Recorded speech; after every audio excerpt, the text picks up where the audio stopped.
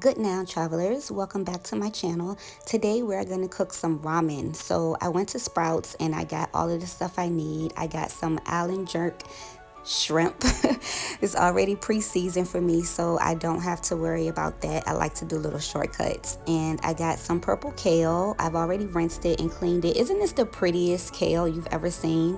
I got a box of ramen noodles, some broth, and some onion and a lemon. I'm gonna go ahead and turn my broth on while I am cooking up my kale, and I've added some garlic to it and a little bit of salt. I know I did not add garlic in my ingredients.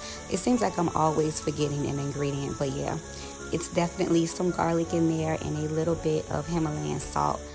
I'm adding my shrimp to the pan. Again, they are already seasoned and marinated, so I don't have to worry about any of that. Just toss it in the pan.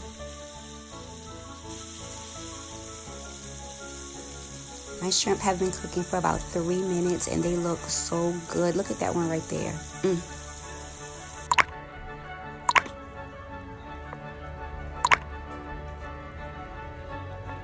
I let my onions cook until they got translucent.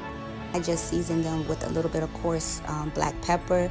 I didn't want them to get mushy. I wanted them to have a little bit of bite to them because I love onions, and I feel like when you cook them down too much, especially with ramen, it just gets rid of the flavor. But yeah, so I probably cooked them for about a minute, maybe not even that long. No, probably about a minute. Yeah, let's go with a minute.